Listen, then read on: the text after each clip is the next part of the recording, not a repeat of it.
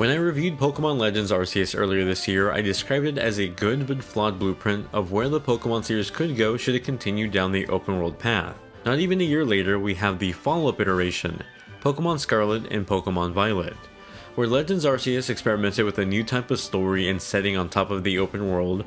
Scarlet and Violet take lessons from Legends Arceus and apply them to what is considered the more traditional Victory Road storyline. After a little bit over 30 hours into the campaign, Pokemon Scarlet and Pokemon Violet are by far the most fun I've had with the Pokemon series, but again is a flawed one, making me sound like a broken record with every Pokemon game I've reviewed this generation. Like Pokemon Legends Arceus, Pokemon Scarlet and Violet are a bit of a departure from the traditional Pokemon storyline of getting 8 badges, beating the Elite Four, and calling it a day. Don't get me wrong, the storyline is still here, but it's only one of 3, and the linear structure of it is completely gone. Upon starting these new entries, you're introduced to a familiar setup. You wake up, meet your rival, and embark on your new adventure.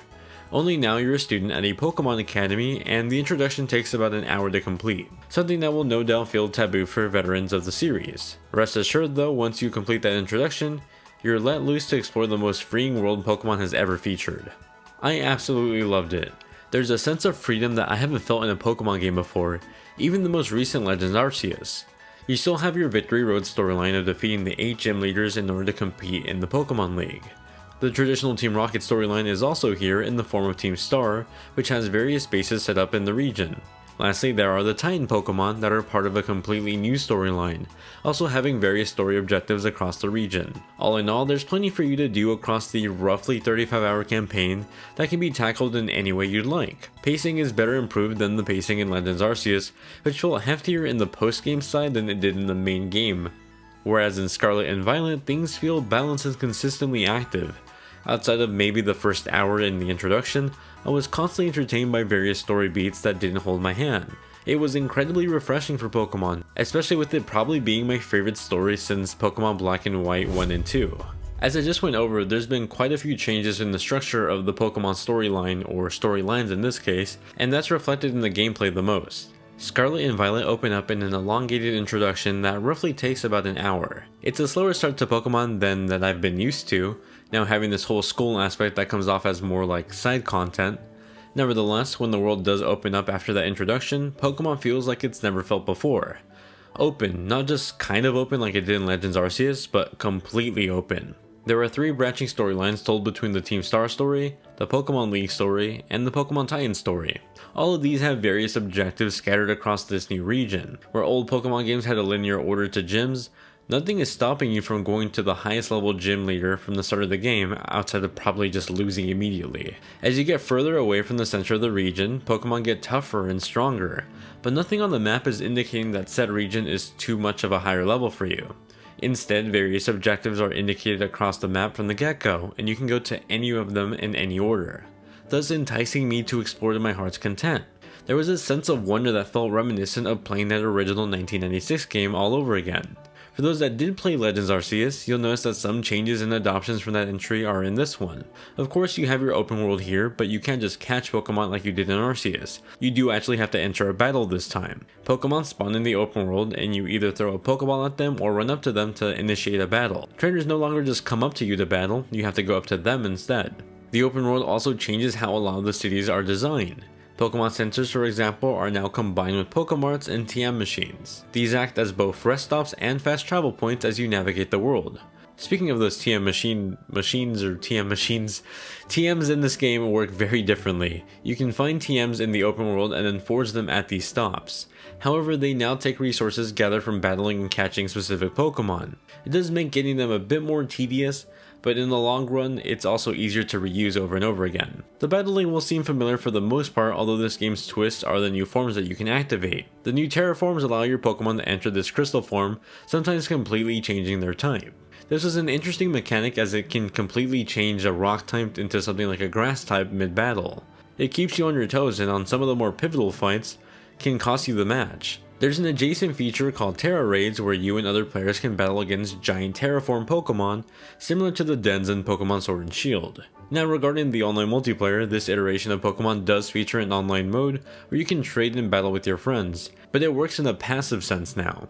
You're not just entering a room to battle and trade then leave, instead you're joining an instance of a shared world. It's really cool because for once that idea of a Pokemon MMORPG is a reality, although only limited to 4 players, so not that massive at all. You can also be doing whatever you want while your friends are around. That means someone can go off to one region and someone else can go to a different region.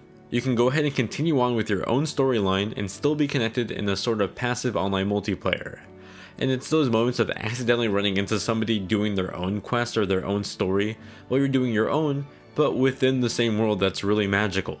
My one gripe with the online multiplayer isn't so much the online, but it's the customization. You see, there isn't much customization here, especially not in comparison to prior Pokemon games that help you make your character feel like your own. I hope this gets fixed with some new clothing options and features in the future, but for the time being, just being able to change accessories between school uniforms is a bit boring. Now let's talk about the elephant or the fanfic in the room, and it's the somewhat abysmal performance throughout Pokemon Scarlet and Violet. Now I don't want to make it a hyperbole, the tech issues are bad but not bad enough to make the games unplayable. With that said, it's completely fair to say Pokemon Scarlet and Violet are some of the worst running first-party Nintendo games on the Switch. In dock mode, you can expect a roughly 720p dynamic resolution that drops down to around 500p dynamic resolution in handheld mode. Both visual modes target 30 FPS but continuously run into frame time issues that occasionally bring that frame rate down to 25, sometimes 20 frames per second. Because of the frame timing and pacing, those drop frames also mean that the game will literally slow down, making the slowdown only feel more impactful. Being in an open world that's stylized like a modern Pokemon game is astonishing and beautiful, though it feels held back by the constant performance issues. Wandering around the region, the draw distance will make Pokemon and other objects just sort of pop into place. The frame rates of buildings and other NPCs run terribly. If you engage in a Pokemon battle on an uneven piece of terrain, chances are the camera is going to clip through something. There's so much you can criticize with these games, and it's so easy to call out the Switch's hardware, but having played just about every first-party game on this console and some third-party releases like Monster Hunter Rise and the first-party Xenoblade Chronicles 3, it's apparent this is also an optimization issue. Pokemon Scarlet and Violet progressively run worse the longer you play because of a memory leak with this title. This means that you're encouraged to save and relaunch the game in segments rather than just continuously keep playing. It's a real shame too because the parts of this game that look good are great. For example, our own character model, the ability to take photos with wild Pokemon, your own team, and even your friends.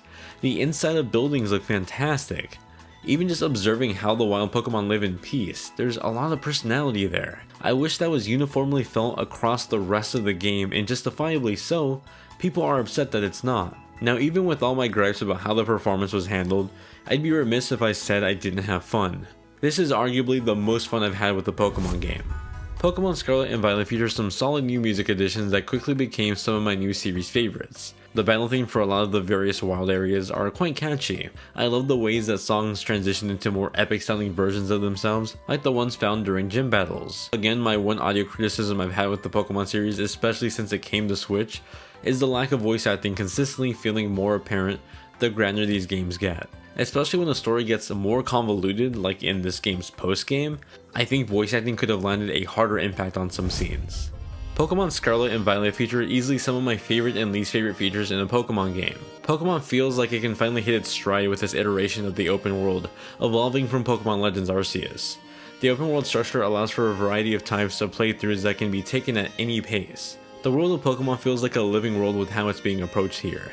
The issue is that the performance bugs will take you out of that euphoric moment of finally having that open world Pokemon seamless RPG that many have wanted. So personally, I like this game, yet I feel so conflicted about it. I do think people are focusing solely on the performance issues way too much, but at the same time, people should feel rightfully upset that there are issues. It's with that said, I think that Pokemon Scarlet and Violet are good, but barely. It has its redeeming qualities to it that kept me wanting to play despite it being riddled with performance issues. I genuinely hope that months from now this review will be outdated because some sort of optimization patch would have fixed a lot of this. But until then, Scarlet and Violet are some of my favorite Pokemon games to be released. It has a fantastic story and a great post-game, but it's filled with a ton of caveats.